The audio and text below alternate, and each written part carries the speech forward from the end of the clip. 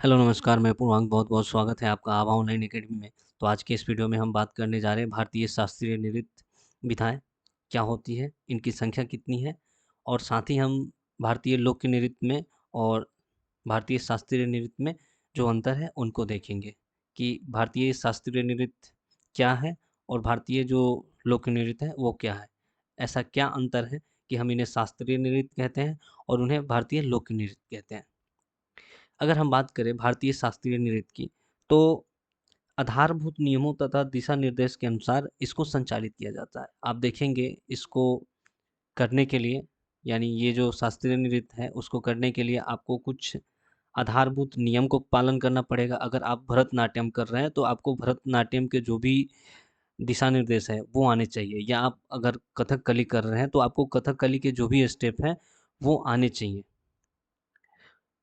अगर वही हम बात करें लोक नृत्य की, तो लोक नृत्य जो है लोगों के एक विशेष वर्ग द्वारा या किसी स्थान विशेष स्थान के जगह पे उसको किया जाता है। यानी अगर लोक नृत्य की बात करें तो कोई एक विशेष वर्ग करता है उसको, या तो वो किसी विशेष स्थान पे किया जाता है। आप एक एग्जांपल समझिए, आप किसी शादी में जाते हैं, तो शादी में आप जो डांस करते हैं और आपको अगर बोल दिया जाए कि आपको डांस प्लस या डीआईडी में जाके डांस करना है, तो उन दोनों में बहुत अंतर आ जाता है। शादी में आप किसी भी टाइप से डांस कर लें, किसी को कुछ मतलब नहीं होता है। आप अपने एंटरटेनमेंट के लिए उस डांस को करते हैं। लेकिन अगर वहीं डीआईडी या डांस प्लस में आपको बोला जाए डांस करने के लिए, तो आप उसके लिए एक टीचर ढूँढेंगे, जो कि आपको अच्छा से ट्रेंड करे, ताकि आप जब वहाँ पे जाएँ, डांस को परफ़ॉर्म करें, तो आपका डांस लोगों को भाए। आप वो अलग बात है कि आप हिप हॉप करते हैं, ठीक है? या माइकल जैक्सन के स्टाइल में करते हैं, स्लो मोशन डांस करते हैं, तो वो अलग-अलग टाइप हो गया। लेकिन अगर आप किसी अच्छे जगह पे जाते हैं, जहाँ पे आपको ऑडिशन देना है, जहाँ पे आपको कुछ मुकाम हासिल करना है, वहाँ पे आप अच्छे से जो है ना डांस करते हैं। तो यहाँ पे जो डीआईडी या डांस प्लस है, उसकी अगर बात करें तो वो हमारा शास्त्रीय नृत्य हो गया। यानी वो शास्त्रीय नृत्य नहीं है, लेकिन मैंने एग्ज़ाम्पल दिया है आपको। और जो आप शादी में डांस करते हैं, उसी की तरह भारतीय लोक नृत्य हो गया। अगर हम बात करें भारतीय शास्त्रीय नृत्य की, तो भारतीय शास्त्रीय नृत्य जो है, वो 8 प्रकार की होती है। और वहीं भारतीय लोक नृत्य, उनकी संख्या अब लगभग 50 के अराउंड है, जिसके बारे में हम आगे बताएँगे आपको, जब उस पे वीडियो लेके आएँगे तो बताएँगे। फिलहाल आप इतना समझें, जो शास्त्रीय नृत्य है वो बेहद जटिल और तकनीकी होता है, लेकिन जो लोक नृत्य है उसको सीखना आसान होता है। आपको शादी में डांस करने के लिए क्या सीखना होगा? बस म्यूज़िक का जो बेस होगा, जो धुन होगा, उस पे आप डांस करना स्टार्ट कर देंगे। लेकिन जो शास्त्रीय नृत्य है उसमें कई तकनीकी लालित्य होता है, उसमें आपको डिसिप्लिन की ज़रूरत होती है, आपको अभिनय की आवश्यकता होती है। अगर आप भरतनाट्यम कर रहे हैं तो वहाँ पे दिखना चाहिए कि आप भरतनाट्यम कर रहे हैं। अगर आप कुचिपुड़ी कर रहे हैं तो वहाँ पे दिखना चाहिए कि आप कुचिपुड़ी कर रहे हैं। लेकिन जो लोक नृत्य है, भारतीय लोक नृत्य, उसको करना बहुत ही आसान है। आप आसानी से उसको अभिनय कर सकते हो उसका, या वो जो भी लोक नृत्य है, उस पे आप डांस कर सकते हैं। छऊ हो गया, गरबा हो गया, वो आसानी से आप उस पे डांस कर सकते हैं। तो अपने वीडियो को स्टार्ट करते हैं और देखते हैं कौन-कौन से शास्त्रीय नृत्य हैं, और अंत में मैं आपको कुछ ट्रिक्स भी बताऊँगा जिसके माध्यम से आप इसे आसानी से याद रख सकते हैं। आपको मैं कुछ इमेज भी बताऊँगा अलग-अलग शास्त्रीय नृत्य की, ताकि आपके माइंड में वो रहे और आप उसको आसानी से याद रखें। देखिए, यहाँ पे अगर हम बात करें भारतीय जो शास्त्रीय नृत्य है वो क्या है, तो हम सभी जानते हैं भारत के विभिन्न क्षेत्रों में नृत्य की विविध शैलियों का विकास हुआ है। आप देखेंगे कि लोक नृत्य अलग हो गया, शास्त्रीय नृत्य अलग हो गया, ठीक है? शास्त्रीय नृत्य आप देखेंगे कि तमिलनाडु में भरतनाट्यम होता है, वहीं केरल के अंदर आपको कथकली और मोहिनीअट्टम देखने को मिलेगा। आंध्र प्रदेश में आपको कुचिपुड़ी देखने को मिलेगा। अब इसमें कुछ बारीक से अंतर होते हैं, बहुत ही सूक्ष्म अंतर होते हैं, ठीक है? सबका अपना एक अलग विशेषता होता है। यद्यपि नृत्य को इन सभी विधाओं को नाट्य शास्त्र में वर्णित आधारभूत नियमों तथा दिशा निर्देशों के अनुसार संचालित किया जाता है। देखिए, इन सब का एक अपना अलग-अलग नियम होता है, अपना अलग-अलग दिशा निर्देश होता है। जैसे आप हिप हॉप करते हैं तो हिप हॉप का अलग स्टेप होता है। अगर आप स्लो मोशन डांस कर रहे हैं तो उसके अलग स्टेप होते हैं। परंतु फिर भी मुख्य नियम यही है कि ज्ञान का हस्तांतरण केवल गुरु के माध्यम से ही हो सकता है।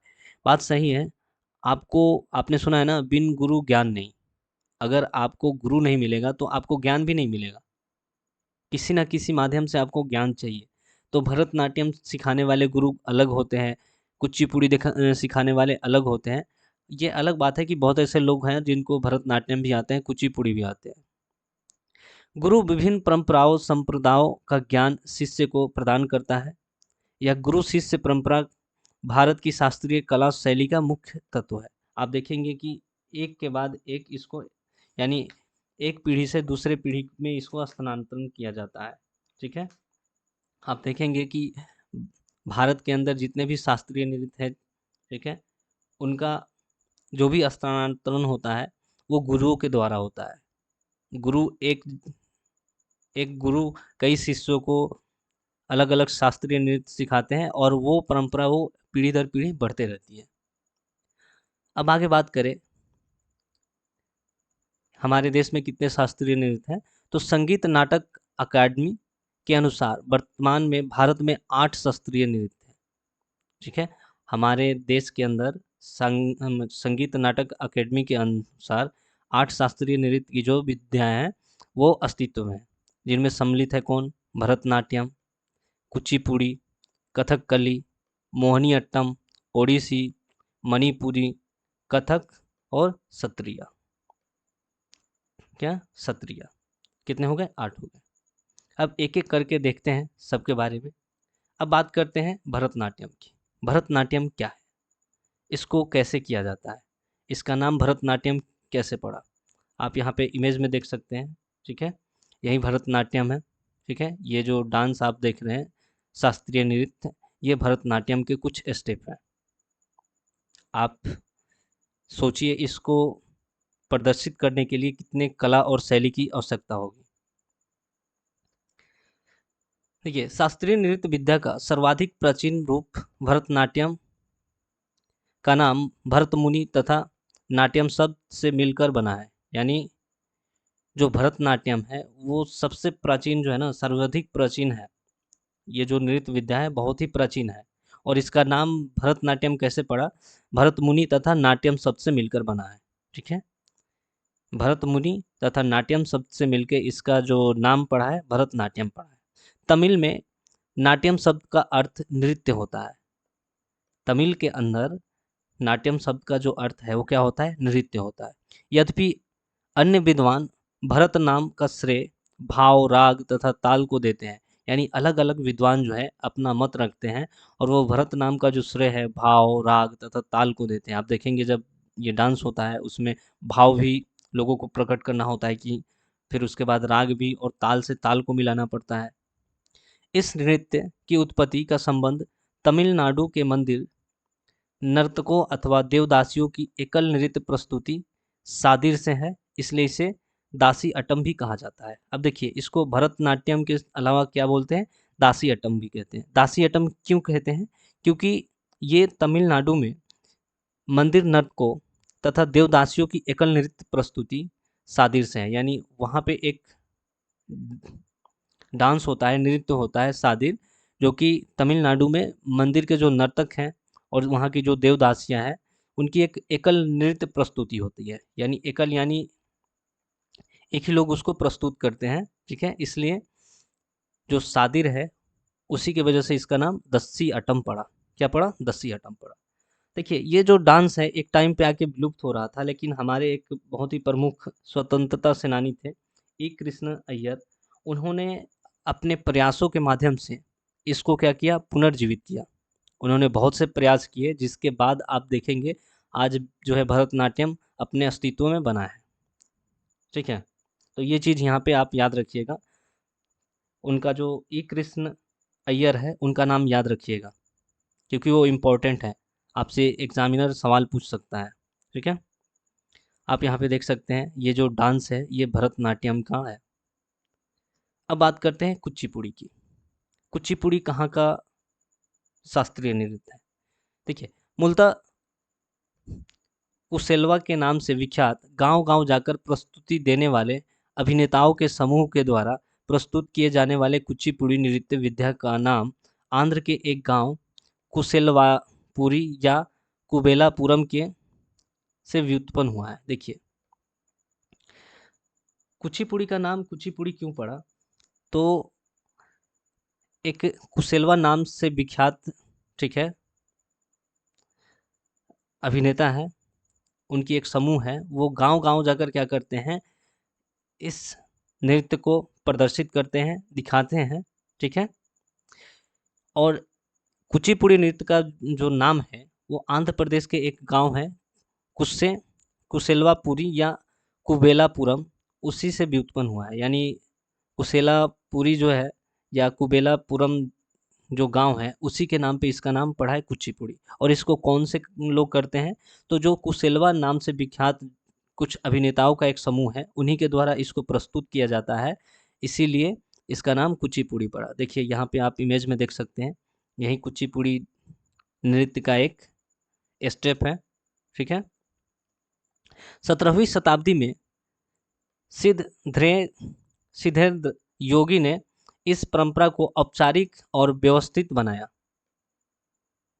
उन्होंने भामाकल्पुम और कई अन्य नाटकों की रचना की। देखिए, 17वीं शताब्दी में जो सिद्धेन्द्र योगी है, उन्होंने क्या किया, इस परंपरा को औपचारिक और व्यवस्थित बना दिया, यानी उसको व्यवस्थित कर दिया। और उन्होंने क्या किया कि अपनी कुछ नाटक जो है उसकी रचना की, जैसे भामाकल्पुम और कई अन्य नाटक जो है ना जिसकी रचना की। और उसी के अंदर आप देखेंगे कुचिपुड़ी को उन्होंने व्यवस्थित कर दिया, यानी उनकी कुछ फेमस नाटक है, उसमें से एक जो है कुचिपुड़ी है। आप देखेंगे इसके बाद जो है कुचिपुड़ी अपने अस्तित्व में बना रहा। आगे हम बात करें कुचिपुड़ी के बारे में, तो इसको पुनर्जीवित करने का जो श्रेय है किसको जानता है? एक तो बाला सरस्वती तथा जो रागिनी देवी है, उनके द्वारा इसको पुनर्जीवित किया गया। एक समय पे ये भी आके विलुप्ति के कगार पे पहुंच गई थी, ये जो नृत्य है कुचिपुड़ी, लेकिन जो बाला सरस्वती तथा रागिनी देवी है, उन्होंने इसको फिर से पुनर्जीवित किया। तो आप यहाँ से याद रखिएगा क्या कि बाला सरस्वती और रागिनी देवी इसको पुनर्जीवित करने वाली हैं, और जो कुसेलवा नाम के विख्यात अभिनेताओं का समूह है, उनके द्वारा इसको प्रस्तुत किया जाता था। इसीलिए इसका जो नाम है आंध्र प्रदेश के एक गांव कुसेलवापुरी या कुबेलापुरम के नाम पे कुचिपुड़ी पड़ा। यहाँ से आप इतना याद रखिएगा। आगे हम बात करें कथकली की। देखिए, केरल में दो शास्त्रीय नृत्य है, एक तो कथकली और दूसरा मोहिनीअट्टम। अब बात करते हैं कथकली की। इसका नाम कथकली क्यों पड़ा? केरल के मंदिरों में सामंतों के संरक्षण में नृत्य नाट्य के दो रूपों रामानाटम तथा कृष्णाटम का विकास हुआ। यानी जो भी सामंत है उनके संरक्षण में केरल के मंदिरों में नृत्य और नाट्य के दो रूपों का क्या हुआ, विकास हुआ। कौन कौन से? रामानाटम और कृष्णाटम, जिनमें रामायण तथा महाभारत की कहानियां कही जाती थी। यानी इन नाट्य के माध्यम से क्या किया जाता था कि रामायण और महाभारत की कहानियां कही जाती थी। जैसे हम देखते हैं ना, हमारे यहाँ बहुत से लोग रामायण महाभारत देखते हैं, तो वहाँ के मंदिरों में जो सामंत है उनके संरक्षण में नृत्य और नाट्य की दो रूपों का प्रस्तुति हुआ, वहाँ पे विकास हुआ, रामायटम और कृष्णाटम, जिसमें रामायण और महाभारत की जो कहानियाँ हैं वही कही जाती थी। बाद में ये लोक नाट्य परंपराएं कथकली के उद्भव का स्रोत बनी। आप देखेंगे कि ये बेसिक था, लेकिन आगे चल के यही कथकली का जो है उद्भव का स्रोत बना, जिसका नाम कथा यानी कहानी और कली यानी नाटक से लिया गया। यानी कथकली कथा यानी कहानी हो गया और कली यानी नाटक से लिया गया। इसका कोडियाट्टम संस्कृत नाट्य परंपरा, यानी कोडियाट्टम जो है एक संस्कृत नाट्य परंपरा के अंदर आता है, और साथ ही अन्य प्राचीन युद्ध कला प्रदर्शनों से गहरा संबंध है। यह संगीत, नृत्य और नाटक के अद्भुत संयोजन है। आप यहाँ पे देख सकते हैं इमेज में, ठीक है। ये कथकली जो शास्त्रीय नृत्य है, इसमें आप देखेंगे कि इनका जो पोशाक है कितना कलरफुल है, और इससे आप अंदाज़ा लगा सकते हैं कि ये अपने डांस में क्या दिखाते होंगे, कौन सा नाट्य ये दिखाते होंगे। इसीलिए आप देखेंगे कि यहाँ पे रामायण महाभारत, आप बहुत जगहों पे देखेंगे ना कि जो दुर्गा अष्टमी है या अलग अलग जो त्योहार होते हैं, वहाँ पे ऐसे डांसों को प्रदर्शित किया जाता है, ठीक है। अगर हम बात करें इसकी कुछ विशेषताएं की, तो ये आम तौर पे जो है ना पुरुष जो मंडली होता है उसके द्वारा प्रदर्शित किया जाता है। आप देखेंगे अदर जो है वो स्त्रियां भी कर सकती है, पुरुष भी कर सकते हैं, लेकिन इसको पुरुष जो मंडली है उसके द्वारा प्रदर्शित किया जाता है, ठीक है। इसमें हरा रंग जो है वो कुलीनता, देवत्व और सद्गुण को इंगित करता है। इसमें आपको अलग अलग रंग देखने को मिलेगा, जिसमें हरा रंग जो है वो कुलीनता, देवत्व और सद्गुण को इंगित करता है। जो नाक पे आपको यहाँ पे दिखा जाएगा लाल कलर का जो एक धब्बा जो है, वो राजसी गौरव को इंगित करता है। यानी इनके जो अलग अलग कलर है उनके अलग अलग महत्व हैं, यानी वो अलग महत्व के हैं। अगर बात करें, जो काला रंग है वो बुराई और दुष्टता को इंगित करता है, ठीक है। ये लोग जो काला कलर भी लगाते हैं उसका क्या मतलब होता है कि जो बुराई है, जो दुष्टता है, उसको इंगित करता है। पीला रंग जो है संत और महिलाओं के लिए होता है। इसमें आपको पीला कलर का जो भी दिखाई देगा, वो कलर वो किस लिए यूज करते हैं, वो संतों और महिलाओं के लिए यूज करते हैं।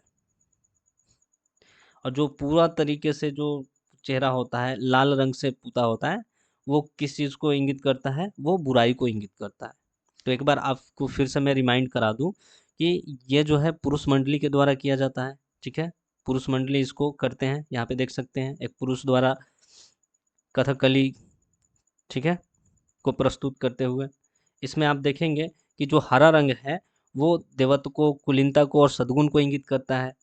जो नाक है वहाँ पे जो आपको लाल धब्बा दिखाई देगा वो राजसी गौरव को इंगित करता है। जो काला रंग है वो बुराई और दुष्टता को इंगित करता है। पीला रंग जो है वो संतों और महिलाओं के लिए होता है।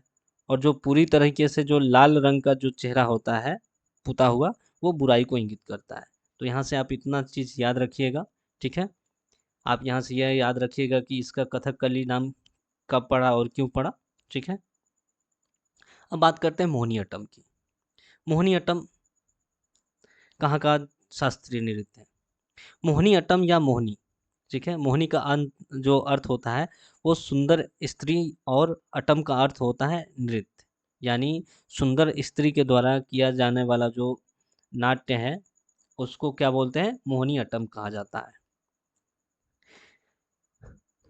मूल रूप से नृत्यांगनाओं द्वारा किया जाने वाला एकल नृत्य है, जिसे 19वीं सदी में वडिवेल द्वारा आगे विकसित किया गया, और केरल राज्य के त्रावणकोर के शासक के अधीन इसने महत्व प्राप्त किया। देखिए, मोहिनीअट्टम जो है वो नृत्यांगनाओं के द्वारा किया जाता है। यहाँ पे आपको मैं इमेज दिखा दूँ ताकि आपको समझ में आएगा, ठीक है। ये महिलाओं के द्वारा किया जाता है, ठीक है। और आप देखेंगे कि जो केरल राज्य है वहाँ पे जो त्रावणकोर है, केरल राज्य के त्रावणकोर के जो शासक हैं उनके अधीन इसने महत्व प्राप्त किया। ये तो बहुत पहले से इनका जो डांस होता था, लेकिन जो त्रावणकोर के शासक हैं उन्होंने इस डांस को बहुत ही महत्व दिया। इसीलिए आप देखेंगे कि आने वाले टाइम में मोहिनीअट्टम बहुत ही फेमस हो गया।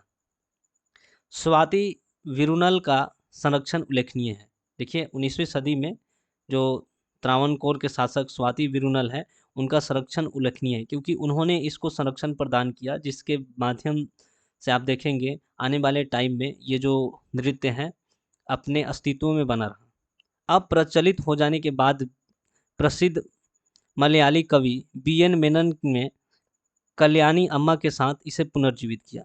आप देखेंगे जितने भी आपको डांस देखने को अभी तक कहने का मतलब है जो शास्त्रीय नृत्य देखने को आपको मिला, वो एक समय के बाद जो है ना वो विलुप्ति के कगार पे आ गई थी। तो कुछ लोगों ने उसे क्या किया, पुनर्जीवित किया। तो मोहिनी अट्टम को कौन कौन लोगों ने पुनर्जीवित किया? तो बी एन मेनन ने, ठीक है, बी एन मेनन में कल्याणी अम्मा के साथ इसे पुनर्जीवित किया। जो बी एन मेनन है और जो कल्याणी अम्मा है, दोनों ने मिलके इसको पुनर्जीवित किया। अब आगे बढ़ते हैं और देखते हैं, यहाँ पे आप देख सकते हैं मोहिनी अट्टम का एक स्टेप। अब बात करते हैं ओडिसी। ओडिसी आपको नाम से ही पता चल रहा होगा कि ये ओडिशा के अंदर प्रदर्शित किया जाने वाला शास्त्रीय नृत्य है। यानी ये जो शास्त्रीय नृत्य है आपको कहाँ देखने को मिलता होगा? वो ओडिशा के अंदर देखने को मिलता होगा। अब इसके बारे में बात करते हैं। उदयगिरी, खंडगिरी की गुफाएं ओडिसी नृत्य के कुछ प्रारंभिक उदाहरण प्रदान करती हैं। यानी जो उदयगिरी है, जो खंडगिरी है, ठीक है, इसकी जो गुफाएं हैं वो ओडिसी नृत्य के जो स्टार्टिंग के कुछ उदाहरण हैं उसको प्रदान करती हैं। नाट्य शास्त्र में उल्लेखित ओद्रा नृत्य से इस नृत्य रूप को नाम मिला है। यानी जो ओद्रा नृत्य है, नाट्य शास्त्र में एक ओद्रा नृत्य है, उसके वजह से इसको जो है ना नृत्य का नाम मिला है। ठीक है, मुख्य रूप से माहिरी द्वारा यह नृत्य किया जाता था और इसे जैन राजा खारवेल का संरक्षण प्राप्त था। जो जैन राजा खारवेल है उसने इसको संरक्षण प्रदान किया। ठीक है, उसके बाद ये जो डांस है धीरे धीरे अपने अस्तित्व में और ज़्यादा बढ़ोतरी करते चला गया। तो यहाँ से आप बस इतना याद रखिएगा, जो उदयगिरी और खंडगिरी की जो गुफाएं हैं वहाँ पे जो ओडिसी नृत्य के कुछ स्टार्टिंग के उदाहरण मिलते हैं और जो शास्त्र में उल्लेखित ओद्रा नृत्य है उसके वजह से इसको नृत्य का रूप या नृत्य नाम से जाना गया। ठीक है, और इसको मुख्य रूप से किनके द्वारा किया जाता है? तो जो माहिरी हैं उनके द्वारा इस नृत्य को किया जाता है। आप यहाँ पे देख सकते हैं, यहाँ पे ग्रुप में ये ओडिसी डांस है, नृत्य किया जाता है। आप इमेज में इसको देख सकते हैं। अब बात करते हैं मणिपुरी की। मणिपुरी नृत्य जो है मणिपुर में, या यूं बोले मणिपुर का ये शास्त्रीय नृत्य है। मणिपुरी नृत्य रूप मणिपुर की घाटियों में स्थानीय, यहाँ पे गंधर्वों होगा, गंधर्वों के साथ शिव और पार्वती के देवीय नृत्य में अपना पौराणिक उद्गम पता। यहाँ पे कुछ मिस प्रिंटिंग है, यहाँ पे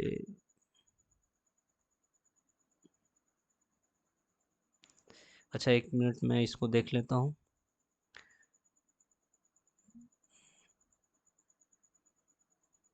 देखिए यहाँ पे गंधर्व होगा। ठीक है, देखिए मणिपुरी नृत्य जो रूप है मणिपुर की घाटियों में स्थानीय गंधर्वों के साथ शिव और पार्वती के देवीय नृत्य में अपना पौराणिक उद्गम पाता है। यानी उस टाइम में जो गंधर्व होते थे, ठीक है, उनके अंदर वो सोचते हैं कि जो शिव और पार्वती है उनके जो देवीय नृत्य हैं वो हमारे अंदर पाए जाते हैं। कहने का मतलब इस चीज़ को, पॉइंट को समझिएगा कि जो स्थानीय गंधर्व है उनके साथ शिव और पार्वती के जो देवीय नृत्य है उसको अपना पौराणिक उद्गम मानते हैं। जो मणिपुर नृत्य है वो अपना उद्गम किसको मानते हैं? जो गंधर्व के साथ शिव और पार्वती के जो देवीय नृत्य हैं, जो शिव और पार्वती जो देवीय नृत्य करते थे उनको अपना पौराणिक उद्गम मानते हैं। ठीक है, कि वहीं से हमारा उद्गम हुआ है। जो मणिपुर के जो शास्त्रीय नृत्य हैं उनके बारे में बात हो रही है। 15वीं सदी में वैष्णववाद के आगमन के साथ इस नृत्य ने प्रमुखता प्राप्त की। यानी जब वैष्णववाद आया, ठीक है, तो इस नृत्य को बहुत ज़्यादा प्रमुखता मिली। ठीक है, ये जो नृत्य है वैष्णववाद के आगमन के बाद ही प्रचलन में बहुत तेजी से आ गया, यानी बहुत ज़्यादा ये फेमस हो गया। कृष्ण इस नृत्य रूप का केंद्रीय विषय बन गए। सामान्यतः नृत्यांगनाओं द्वारा यह नृत्य किया जाता है। यानी लड़कियों के द्वारा इस नृत्य को किया जाता है और बाद में आप देखेंगे जो भगवान कृष्ण हैं इनका केंद्रीय रूप ये आ गया। यानी वो इस नृत्य के केंद्र में आ गए। यानी भगवान कृष्ण को समर्पित ये डांस है। ये इमेज मुझे थोड़ा क्लियर नहीं मिला, आप देख सकते हैं, ठीक है। यहाँ पे भगवान कृष्ण और जो राधा है, और ये जो है नृत्यांगनाओं के द्वारा इस नृत्य को किया जाता है, ठीक है। अब आगे बात करें कथक की। ब्रजभूमि की रासलीला से उत्पन्न कवक, ये भी गलत ही हो गया है, कथक होगा यहाँ पे, ठीक है, कथक होगा ये, ठीक है, इसको आप सही कर लीजिएगा। उत्तर प्रदेश की एक परंपरागत नृत्य विधा है, जो ब्रजभूमि की जो लीला है उससे उत्पन्न कथक उत्तर प्रदेश की एक परंपरागत नृत्य विधा है। कथक का नाम कथिका से लिया गया है, जो भाव भंगिमाओं तथा संगीत के साथ महाकाव्यों से ली गई है। कविताओं को प्रस्तुत किया जाता है इसके अंदर, ठीक है। तो इसको कहाँ से लिया गया है? इसको रासलीला के अंदर जो है, जब ये उत्पन्न हुआ वहाँ से कथक जो शास्त्रीय नृत्य है उसका उत्पन्न होता है, और ये उत्तर प्रदेश की एक परंपरागत नृत्य विधा है। कथक का नाम जो है कथिका से लिया गया है, जिसका मतलब क्या होता है, भाव भंगिमाओं तथा संगीत के जो महाकाव्य हैं उनसे इसको मिला के लिया गया है, ठीक है। और ये उत्तर प्रदेश का शास्त्रीय नृत्य है। अब बात करते हैं सत्रिया का। यहाँ पे आप देख सकते हैं, ये आपको कथक शास्त्रीय नृत्य की एक इमेज है, ठीक है। अब बात करते हैं सत्रिया की। सत्रिया कहाँ का शास्त्रीय नृत्य है? असम में 15वीं शताब्दी में वैष्णव संत शंकरदेव द्वारा आधुनिक रूप में सत्रिया नृत्य प्रचलित किया गया था। यानी जो असम है वहाँ पे 15वीं शताब्दी में आपको वैष्णव संत शंकरदेव द्वारा इसको आधुनिक रूप में सत्रिया नृत्य प्रचलित किया गया था। यह कला रूप अपना नाम सत्र के रूप में विदित वैष्णव मठों से प्राप्त करती है, जहाँ मुख्य रूप से इसका अभ्यास किया जाता था। यानी जो वैष्णव मठ है वहाँ पे इसका अभ्यास किया जाता था, वहीं से अपना नाम जो है सत्र के रूप में लेती है। ऋषि भरत मुनि के प्राचीन ग्रंथ नाट्य शास्त्र में इसका उल्लेख किया गया है। जो भरत मुनि हैं उनके नाट्य शास्त्र में इस नृत्य का नाम है, इस शास्त्रीय नृत्य का नाम है, ठीक है। यह भक्ति आंदोलन से प्रेरित है, यानी ये भक्ति आंदोलन से प्रेरित है। ये जो शास्त्रीय नृत्य है ये भक्ति आंदोलन से प्रेरित है, और इसका जो उल्लेख है आपको कहाँ पे मिलेगा? भरत मुनि का जो प्राचीन ग्रंथ है नाट्य शास्त्र उसमें इसका उल्लेख किया गया है, ठीक है। और इसका जो एक्चुअल डेट है वो कब है? तो असम में 15वीं शताब्दी में जो वैष्णव संत शंकरदेव हैं उनके द्वारा शास्त्रीय जो नृत्य है उसको प्रचलन में लाया गया, यानी उन्होंने इसको फेमस किया। और ये कला का जो रूप है अपना नाम सत्र है कहाँ से विदित करता है?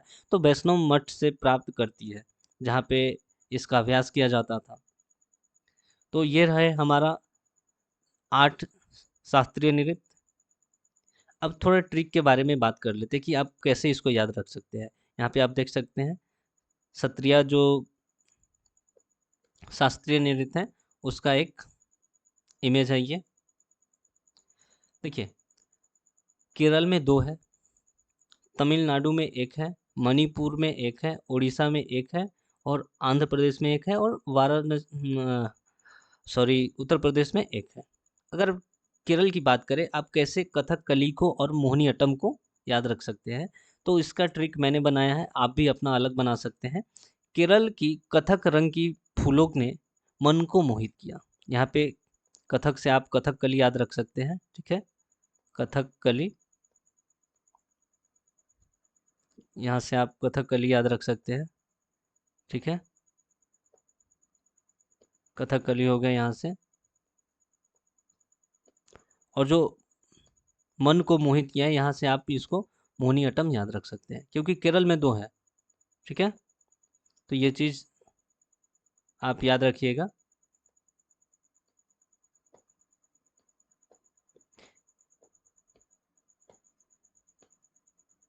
तो यहाँ से आप क्या याद रख सकते हैं? केरल की कथक रंगी फूलों ने मन को मोहित किया, यानी कथक से कथकली और मोहित से मोहिनी अट्टम।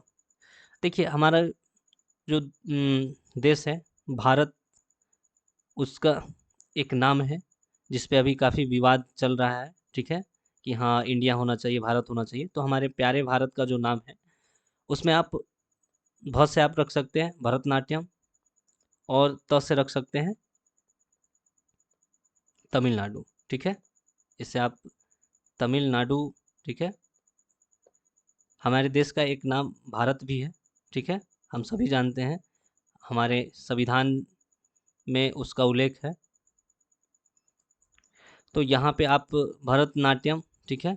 यहाँ से भ से जो है भरतनाट्यम याद रख सकते हैं, ठीक है? मैं थोड़ा सा ही लिख दे रहा हूँ ताकि आप समझ जाएं। तो यहाँ से भरतनाट्यम, यानी भारत के नाम से आप भरतनाट्यम याद रख सकते हैं। और कहाँ पे? तमिलनाडु में, तो से आप तमिलनाडु याद रख सकते हैं।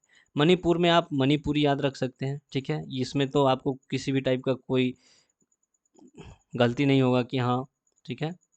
मणिपुरी, ठीक है?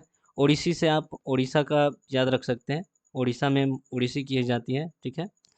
और हम सभी जानते हैं जब हमारे आसपास आंधी आता है तो लाइट चली जाती है, जो दीपक होता है, जो लालटेन होता है, वो अच्छा से नहीं जल पाने की वजह से क्या होता है कि जो भी हम खाना बनाते हैं, अगर मान लेते हैं पूड़ी बना रहे हैं, तो वो अंधेरे में नहीं दिखता है, तो क्या होता है कभी-कभी कच्ची रह जाती है। तो आंधी की वजह से कच्ची रह गई पूड़ियाँ, ठीक है? तो यहाँ पे आप आंधी से आंध्र प्रदेश याद रख सकते हैं, और पुड़िया से आप कच्ची पुड़िया याद रख सकते हैं, या यहाँ पे कच्ची से ही कच्ची पुड़िया याद रख सकते हैं, ठीक है? इन दोनों को मिला दीजिएगा, कच्ची पुड़िया हो जाएगा, ठीक है?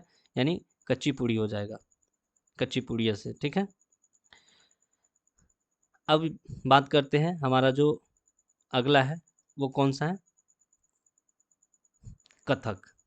तो हम सभी जानते हैं बनारसी साड़ी है बहुत फ़ेमस होता है, ठीक है? तो वाराणसी की कथक रंग की साड़ियाँ, ठीक है? तो वाराणसी कहाँ है? उत्तर प्रदेश में है, तो इसे आप याद रख सकते हैं उत्तर प्रदेश। और कथक से आप कथक याद रख सकते हैं। और एक सत्रिया है, तो सत्रिया जो है उसके लिए आप अपने से ट्रिक बना लीजिएगा।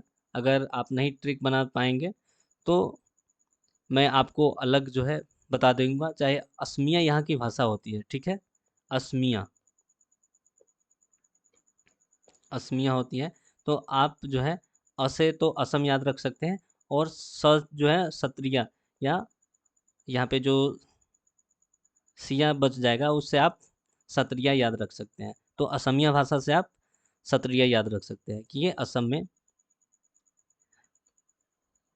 जो नृत्य है वो मौजूद है। तो आज की इस वीडियो में इतना ही। अगर आपको वीडियो पसंद आया, या आपको वीडियो में कहीं पे किसी टाइप का कोई डाउट रह गया है, तो आप हमें कमेंट करके बताइएगा, हम आपके डाउट को क्लियर करने की पूरी कोशिश करेंगे। तब तक मिलते हैं अगले वीडियो के साथ। धन्यवाद।